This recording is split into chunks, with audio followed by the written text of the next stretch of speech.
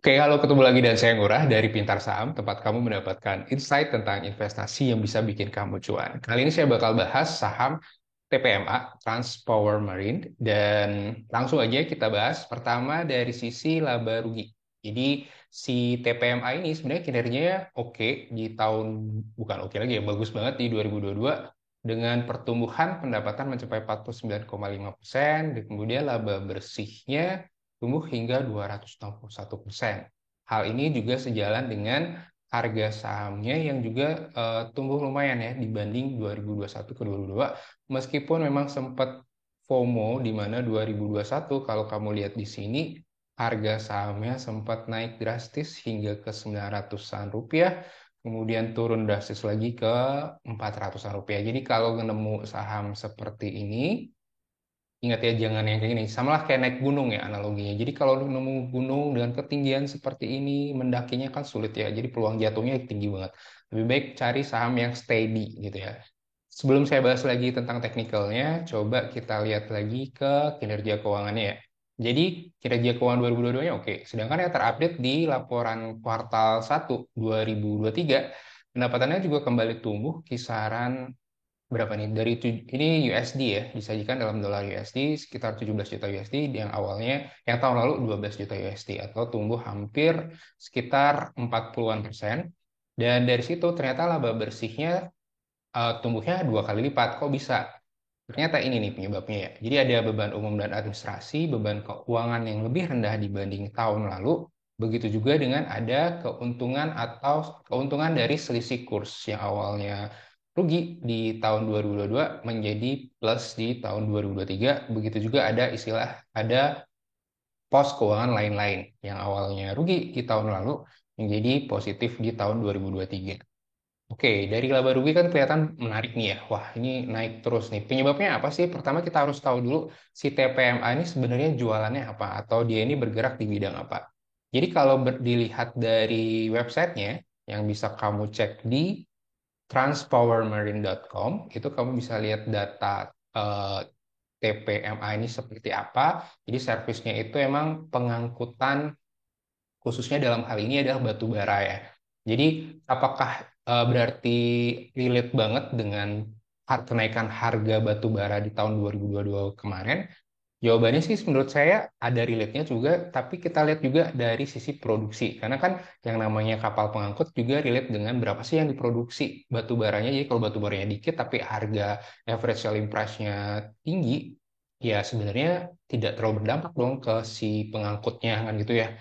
Tapi kalau volumenya tinggi, ASP apa average selling price dari batu bara itu turun, ya bisa aja hmm, terdampaknya tidak apa maksudnya kita harus ngitung gitu loh ya. Jadi berapa yang diangkut, berapa average selling price-nya, karena kan itu ngaruh gitu. Jadi kalau kita lihat data ya dari tahun 19, oke, yang ini saya bisa dapatnya dari 2010 sampai 2021, emang produksi batu bara di Indonesia rekornya di 2022 ya. 2022 udah naik lagi ke 600-an sekian, dan 2023 diproyeksikan akan tetap tumbuh ya. Jadi kalau based on eh, artikel yang saya kutip dari newssetup.kontan.co.id, di sini TPMA masih optimis dengan 2023 di mana mereka mengatakan produksi batu bara 2023 ditargetkan mencapai 695 juta ton. Ini ya. Jadi 2022 685 kan ya. Jadi 2021 613. Dan dia memang si TPMA ini lebih dari 80% komoditas diangkut oleh kapal-kapal TMA adalah batu bara. Nah, jadi mereka menargetkan tumbuhan pendapatan 30% di tahun 2023. Jadi kalau pendapatan tumbuh 30%, kira-kira laba bersihnya apakah bakal sekitaran segitu tumbuhnya atau bagaimana? Kita lihat juga dari sisi kuartal satu kan meskipun revenue tumbuh sekian, ternyata laba bersihnya lebih mencuat lagi ya karena ada dari sisi keuntungan kurs dan berkurangnya beban keuangan. Itu sih ya kalau yang saya perhatiin di laporan kuartal satu yang terupdate. Tapi mereka kan sudah menargetkan 30% nih pertumbuhan pendapatan. Jadi dari sana saya coba ngelihat seperti biasa valuasinya dengan menggunakan price earning ratio maupun price book value. Dengan growth year on year seperti ini untuk 12 trailing months-nya, average growth seperti ini, maka proyeksinya adalah kalau saya pakai 32 kan kayaknya optimis banget nih ceritanya. Jadi saya coba pakai 15% nih misalnya. Jadi earning per share 2022 kan 84 nih. Jadi kalau dia tumbuh 15%, maka jadi 97 kan. 97 dengan saya pakai price earning ratio 1 tahun terakhir di angka rata-rata 6,5. Jadi sebenarnya kalau melihat TPMA posisi saat ini, price earning ratio-nya dia itu bisa dibilang sudah rendah ya, 4,73 dengan one year-nya. Nah ini ya, jadi kalau kita lihat 1 tahun terakhir ya, ini 4,5 dan 4,73 ini udah paling rendah. 5 year-nya, 10 years-nya apalagi, ya ini kalau dia rugi kayak gini ya, jadi agak jomplang. Oke, jadi lihat one year seperti ini, 4,73 ini udah rendah dengan asumsi tadi, maka ya ini dia, 4,26 paling rendah dan 0,5 sebagai tengah-tengahnya. Dan harga saham penutupan kemarin di 482, target 1 tahun atau hingga akhir 2003 adalah 640. Nah, menurut kamu gimana? Masih oke atau bagaimana? Sedangkan dari sisi price book value sendiri, oke sebelum ini kita ini, misalnya kita rendahin lagi ya, misalnya oke kayaknya 4,26 pun bentuknya di 4,15.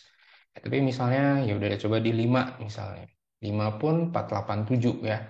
Jadi masih mepet juga. Jadi kalau misalnya 6 deh, 6. Nah, 6 pun 5,84 gitu ya maksud saya. Jadi seperti itu biasanya saya menggunakan kira-kira saya bisa masuk di area mana kalau based on fundamental dan lihat juga price earningnya. Kalau price book value sendiri, kalau kita ngelihat secara year on year sebenarnya ekuitas dari si TPMA ini tumbuh 23%. Average-nya 17. Ini saya pakainya 3 tahun terakhir aja. Dan oke, dengan tumbuh 17 pun saya, wah nggak deh, coba 10. Nah, jadi kita coba rendahkan 10. Dan price book value-nya juga di bawah 1, 0,88. Ini dapatnya 509 saja. Jadi kalau 482 ke 509 kan paling 5% saja nih. Apakah itu meyakinkan buat kamu? Sekali lagi ingat disclaimer on dan sesuaikan dengan profil resiko dan tujuan keuangan kamu. Ini bukan rekomendasi buy, sell, or hold, tapi lebih ke mengedukasi dalam hal profilnya si emiten, kira-kira kinerja seperti apa, target dan sebagainya. Seperti itu ya. Jadi dapatnya 509 untuk price book value, 640 untuk price earning ratio. Kemudian kalau dilihat dari analis atau konsensus, kalau dari Stockbit sendiri memang kalau dia size-nya tidak terlalu besar memang tidak ada cover ya analisisnya. Kalau dari konsensusnya, kalau dilihat dari ownership-nya pun Simply Wall Street ternyata ini tidak update ya karena PT ASEAN Bangun Persada setahu saya kalau saya cek tadi datanya udah nggak megang sahamnya lagi. Dan jadi tidak ada fund management yang bisa dibilang besar banget ya, kecuali ini pun sepertinya private gitu. Oke, jadi gimana kesimpulannya? Kesimpulannya melihat potensi target produksi batu bara yang masih tinggi di tahun 2023, kemudian lihat dari mereka sendiri optimis 30%, tapi sayangnya kan kita belum menemukan public expose-nya TPMA ya tahun ini ya. Jadi kalau bisa ada public expose, nah itu baru kita bisa kira-kira seperti apa eh, proyeksinya mereka, karena kan di situ di public expose kita bisa langsung nanya nih kira-kira laba bersih bisa seperti apa dan sebagainya. Oke, itu aja kalau dari saya terkait TPMA. Jadi dengan sorry, teknikalnya belum. Balik ke teknikal dulu. Nah, kalau dari sisi teknikal tadi kan saya bilang ya, jadi kalau naiknya terlalu ekstrim seperti ini sebaiknya hindari, jangan FOMO apalagi tidak disertai dengan volume. Itu ya, lebih dicek-cek lagi. Nah, kalau kayak gini, kalau misalnya saya dari ketika dia IPO ya, dari awal dia IPO, nah seperti ini. Jadi IPO di tahun 2013 kelihatan emang secara ini kan sideways ya, dan hebohnya di sini nih, 2020, 2021. Nah, kemudian volume transaksinya ramenya di sini ya, ya booming batu bara ngaruh juga sih yang efek juga ya waktu itu ya. Ditambah dengan produksi batu bara di Indonesia yang juga tinggi banget. Kalau kita lihat ke chart daily-nya, yes dari sini kan terlihat kurang oke, karena ini kan dead cross dari sisi MACD-nya dengan